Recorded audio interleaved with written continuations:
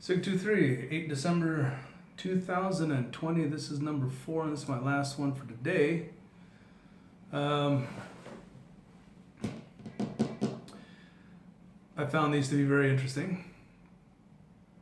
2 former Pfizer top executives issue stay motion to EU Medicine Agency warning vaccines could cause permanent infertility.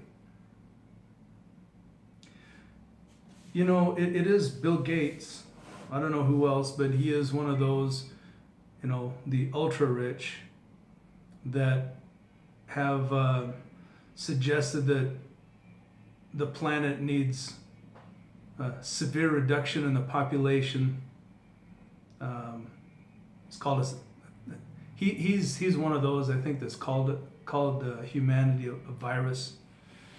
So yeah. Something like infertility would be right up their alley.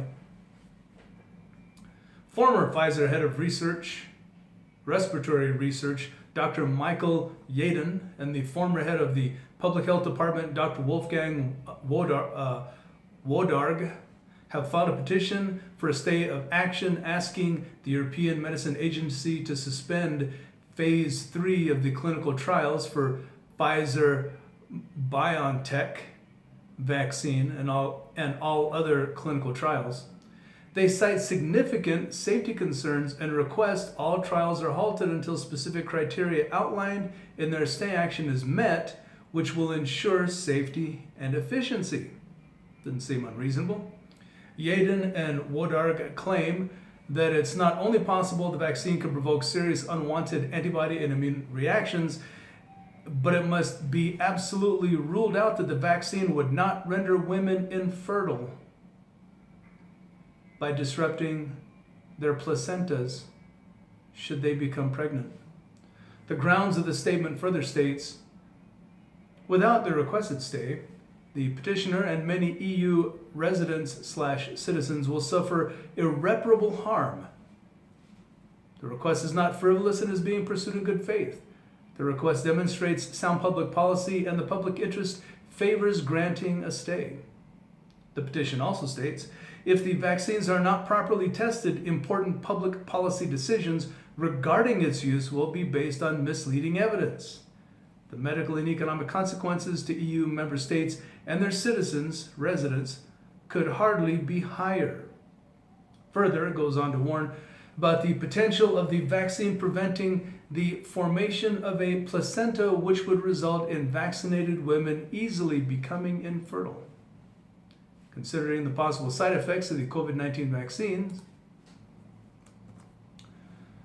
it is critically important that it is determined that they are safe before the public is widely expected and or coerced.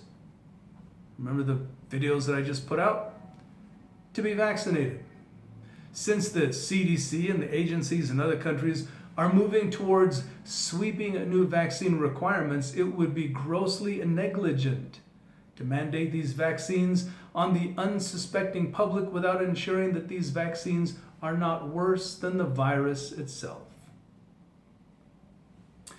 Next, coming on the heels of this is a general call for people to watch your neighbor's back, because we're coming into interesting times. COVID is toppling America's points of failure dominoes. Source of this article is Charles Hughes Smith via Of Two Minds blog. He states, or he opines, sorry feds, it's too late. Or rather Fed, as in the Federal Reserve. The dominoes are already toppling and every point of failure is being exploited by the catalyzing effects of COVID. America has many points of failure, leverage points where a break brings down the entire system, are falling like dominoes, a process catalyzed by COVID. These systemic points of failure have been masked for the past 20 years by the widespread distribution of trillions of dollars, either printed or borrowed. There's no point of failure that can't be glued together or covered up a bit longer with fountains of cash. That's the American way of solving problems. Just throw more money at it. unfortunately for America, substituting borrowed trillions for real problem solving generates its own set of problems. Problems that increase the system's vulnerability to collapse. Healthcare/sick care is a leading example of this. As the corruption, pay-to-play, and profiteering deepened, the federal government's endless borrowed trillions boosted healthcare/sick care from 5% of the nation's economy to roughly 20% today. As he's noted, for a decade, this has created an enormous fragility. Healthcare is now so immense that it will bankrupt the nation all by itself. Once the corrupt, pay-to-play, profiteering sectors such as healthcare and banking become too big to fail, then the Federal Reserve and the Treasury are obliged to bail them out or continue funding their spiraling out-of-control demands. Speaking of too big to fail, look at the voracious monster the Fed's endless monetary goosing has incentivized. A financial system addicted to the Fed's free money, soaring debt, accelerating leverage, and near infinite speculation. Given that the Fed has effectively promised to backstop all of Wall Street's bets, bail out every major player, and never let the stock market falter for longer than 3 weeks, the Fed has created this incentive structure. There is no risk in borrowing billions, leveraging it in tens of billions, and then dumping these multiplying billions into the most speculative of bets available. And so that's where every fund manager, hedge funder, punter, gambler, and guru has done, and has been richly rewarded for doing so. There's just one tiny little second-order consequence of the Fed's incentivizing debt, leverage, and speculation. Wealth and income inequality have reached such extremes that they've unraveled the social order. Social cohesion, gone. The social contract, shredded. Social disorder in the first inning of a very long game. Now the Fed is backtracking while it laughingly claims its policies didn't have anything to do with America's skyrocketing wealth and income inequality. That the Fed is well aware of the destructive consequences of its endless quantitative easing is evidenced by their recent proposals, FedNow, to start sending free money directly to households via a new system of household accounts at the Fed. Look for an initial rollout by 2022. Sorry, Fed, but it's too late. The dominoes are already toppling, and every point of failure is being exploited by the catalyzing effects of COVID. Either first order or second order effects.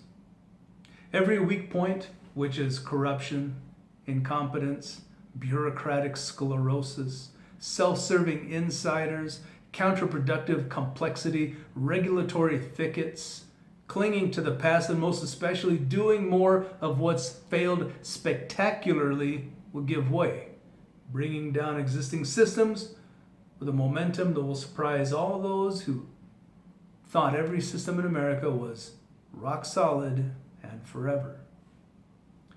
2 words will define 2021, according to this person: acceleration and amplitude. The catalyzing effects will accelerate throughout all the interconnected systems like wildfire, and the consequences will move rapidly from linear, or predictable, to nonlinear, geometric, and unpredictable, as each weakness is amplified by the self-reinforcing dynamics unleashed, as every point of failure triggers another failure in a connected system. One more time, it's very important. Know who your people are. If something like this actually occurs, because no, we can't, the Fed can't keep just printing money. It devalues the money we have already. Tim Pool, he was looking at an article that said that this year alone, I don't know how many months, the Federal Reserve printed 26% of the money that's been circulated. 26%. Do Do you realize how much that devalues the money we actually have? The inflation that's going to create? They're not going to suffer for it. We will. And that's going to cause unrest. It already is. Which leads me to this next and last thing for today. I mentioned in a previous video the no more hesitation targets, desensitizing police and federal officers to dealing with atypical threats. There were a total of 1, 2, 3, 4, 5, 6, 7 of these targets. 1, a pregnant woman holding a firearm, pointing the firearm. The next 2 are elderly men who look like it's the same guy, but one's outside, one's in his living room. They're both holding shotguns. They look like they could be trying to go golfing, but those shotguns are pointing towards the person, whoever's looking at them. The next one, a grandmother type in a purple house robe, pointing her firearm. The next one is a young woman who's holding the hand of a young child right next to her. She's pointing a firearm. The next one is a young woman by herself. She's holding a firearm in both hands, pointing it.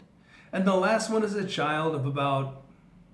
boy of about 8, maybe 9 years old, and he's holding a gun in his hands too. The idea is that these would be atypical threats. But you're not supposed to think or reason. You're supposed to simply shoot at the atypical threats. Think of everything that's going on. This was in 2014. A contractor for DHS pulled them, we're told, and apologized. Well, it's 2020. We have this COVID, this manufactured crisis. Oh, COVID is real. I don't doubt that. I've had it. But when members of Congress roll out a CARES package in 2020, signed in 2020, that was the COVID relief package that was submitted to Congress January the 24th of 2019,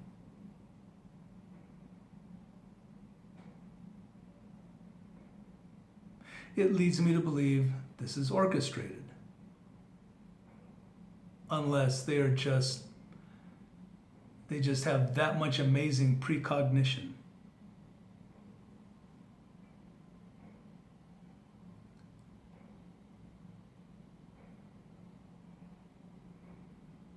With more financial instability, with more societal instability, largely brought on by our elected officials, law enforcement is going to have to deal with this. We're going to have to deal with law enforcement who are doing this.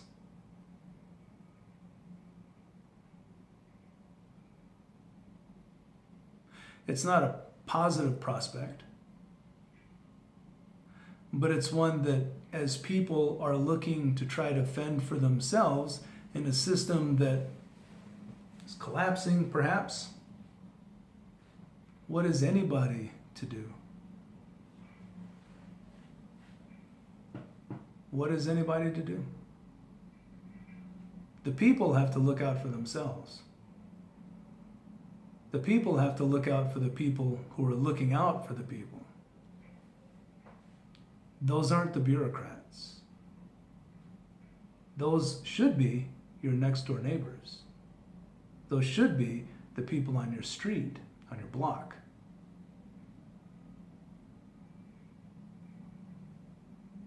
Now's the time, and has been actually, for people on your various streets and blocks to know who your neighbors are. To start developing networks, relying on people, because if we have something like, the kind of a collapse that's being suggested, you're going to have people to rely on. And it's not going to be bureaucrats. Because it's those same bureaucrats who are suggesting mandatory vaccines, or you don't get your paltry pittance of a payment to keep your mouth shut from the Fed, because that's all it is.